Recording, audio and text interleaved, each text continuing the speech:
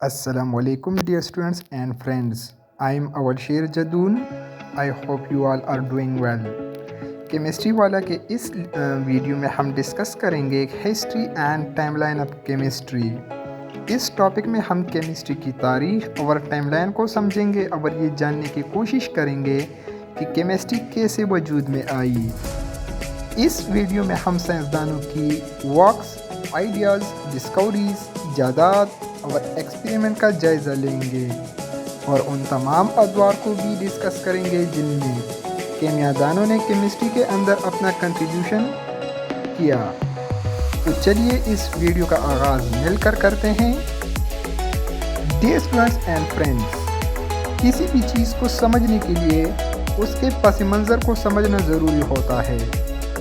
जिस तरह अगर आप केमिस्ट्री की माहिरियत को समझना चाहते हैं तो केमिस्ट्री की तारीख़ को समझना पड़ेगा और जो सवालात हमारे जहनों में पैदा होते हैं कि केमिस्ट्री कब और कैसे वजूद में आई, केमिस्ट्री किन मराहिल से गुजर कर हम तक पहुंची, केमिस्ट्री किस तरह से इंसानों की ज़रूरियात को पूरा करने में अपना किरदार अदा करती है। हम केमिस्ट्री की तारीख़ को समझकर उन तमाम सवालात की जवाबात तलाश करके ज़हनी तौर पर मुतमईन हो सकेंगे। फ़र्स्ट ऑफ ऑल हम बात करेंगे ओरिजिन ऑफ वर्ड केमिस्ट्री कि केमिस्ट्री का लफ्ज़ कहाँ से आया। केमिस्ट्री का लफ्ज़ लैटिन वर्ड अल्केमी से डेराइव किया गया है, जबकि अल्केमी वर्ड अरबिक वर्ड अल्केमिया से लिया गया है और अल्केमिया कदीम इजिप्ट यानी मिस्री वर्ड कीमी या केमिया से अखज़ किया गया है, जिसका मतलब कास्ट टुगेदर है।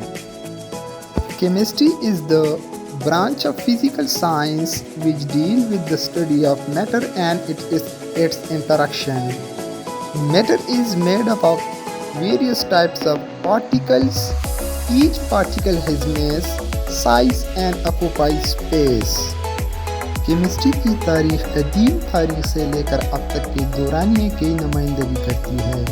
हज़ार कबल मसीह तक कई तहज़ीबों ने ऐसी टेक्नोलॉजी इस्तेमाल की जो कि बाद में केमिस्ट्री के मुख्तलिफ शाखों की बुनियाद बनी। मिसालों में हमें आग की दरियाफ्त, रंगों का इस्तेमाल, कच्ची दातों से दातें निकालना, मिट्टी के बर्तन बनाना, शराब की फर्मेंटेशन करना, दवा और अतर के लिए पौधों से रस निकालना, चकनाई को साबुन में तब्दील करना और शीशा तैयार करना शामिल है। हिस्ट्री ऑफ केमिस्ट्री और उसके टाइमलाइन को समझने के लिए हम इसको 5 हिस्सों में तकसीम करते हैं। फर्स्ट वन है केमिस्ट्री ऑफ अर्ली ह्यूमंस। ये एरा 3500 से 600 बीसी तक हैं। इसके बाद ग्रीक पीरियड आता है जो कि 600 बीसी से 50 बीसी तक है। इसके बाद इस्लामिक पीरियड आता है जो कि 622 ईडी से 1400 ईडी तक है। इसके बाद एक छोटा सा पीरियड आता है जिसको फ्लोजिस्टन एरा कहते हैं। उसके बाद मॉडर्न एरा आता है जो 1780 से अब तक है, यानी कि मॉडर्न केमिस्ट्री का आगाज़ 1780 से हुआ है। सबसे पहले हम शुरू करते हैं केमिस्ट्री ऑफ अर्ली ह्यूमंस। इस एरा को प्रैक्टिकल एरा भी कहा जाता है क्योंकि उस दौर के लोगों ने केमिस्ट्री को रोज़मर्रा ज़िंदगी में इस्तेमाल किया। जनूबी अफ्रीका के गारों में 1 लाख साल पुरानी ऐसी वर्कशॉप मिली जिससे ज़ाहिर होता है कि इब्तिदाई इंसानों को केमिस्ट्री का इल्म था। गारों की दीवारों पर पाई जाने वाली मुख्तलिफ रंग की पेंटिंग से ज़ाहिर होता है कि इब्तिदाई इंसानों को केमिस्ट्री का थोड़ा बहुत इल्म था।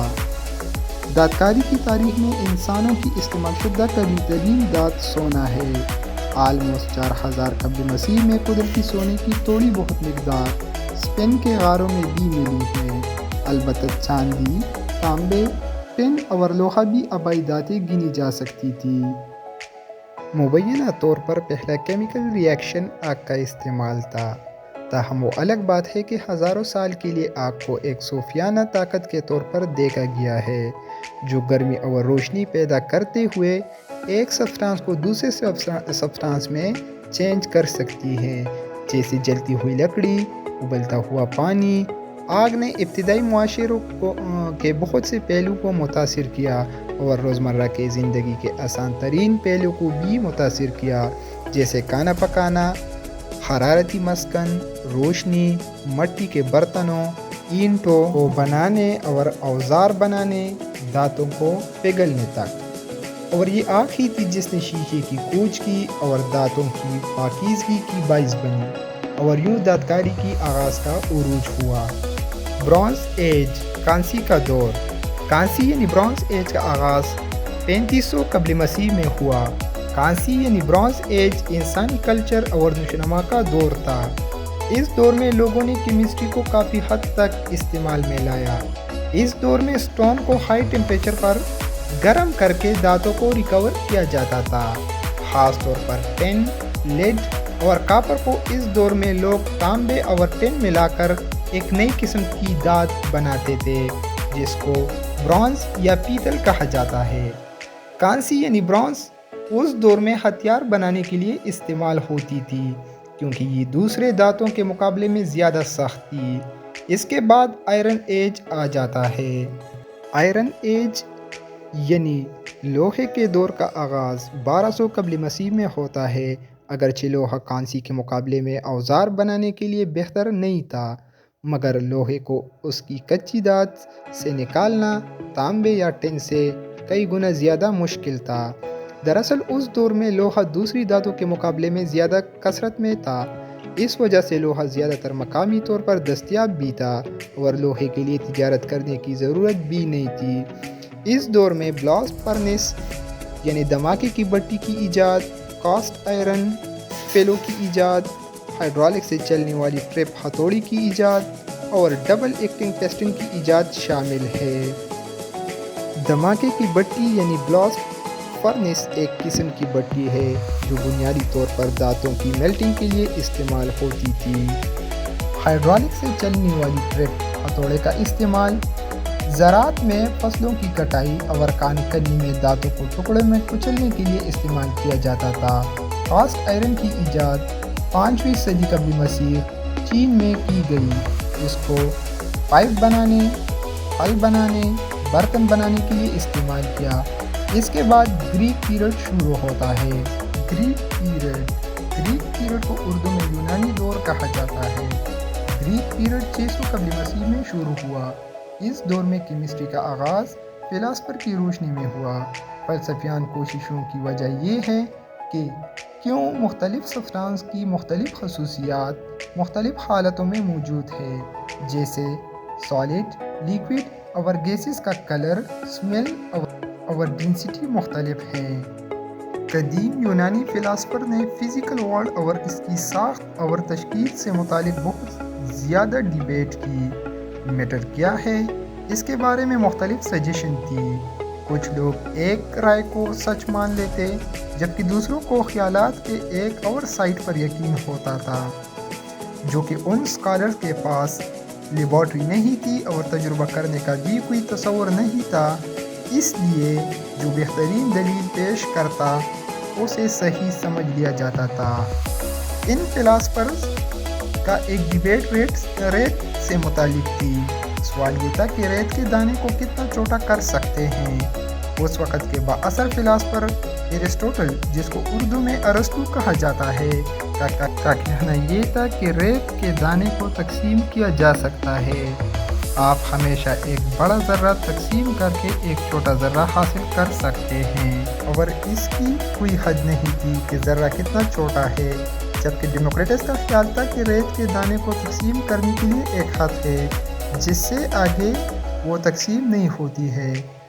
فلسفیان روایات کی تاریخ جو کہ کیمسٹری سے متعلق ہے شاید ہر ایک قدیم تہذیب سے پیوست ہو سکتی ہے۔ ہم شروع کرتے ہیں گریک فلاسفر ایمپیڈوکلس سے۔ ایمپیڈوکلس پلیٹو کے دور سے پہلے کا فلاسفر تھا۔ انہوں نے کہا کہ تمام جاندار اور بے جان چیزیں 4 بنیادی چیزوں سے بنی ہوتی ہیں، یعنی ایئر، ارتھ، فائر اور واٹر۔ بعد میں پلیٹو نے ان چیزوں کو ایلیمنٹس کا نام دیا۔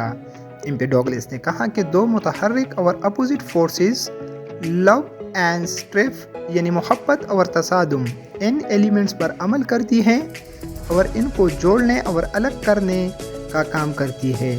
اور جب جوڑے یا الگ کریں تو مختلف سٹرکچرز وجود میں آتی ہے۔ کچھ نے ایمپیڈوکلس کو بیان بازی یعنی کہ ریٹورک کا موجد قرار دیا۔ اٹلی میں ان کو سائنس اور میڈیسن کا بانی کہا جاتا ہے۔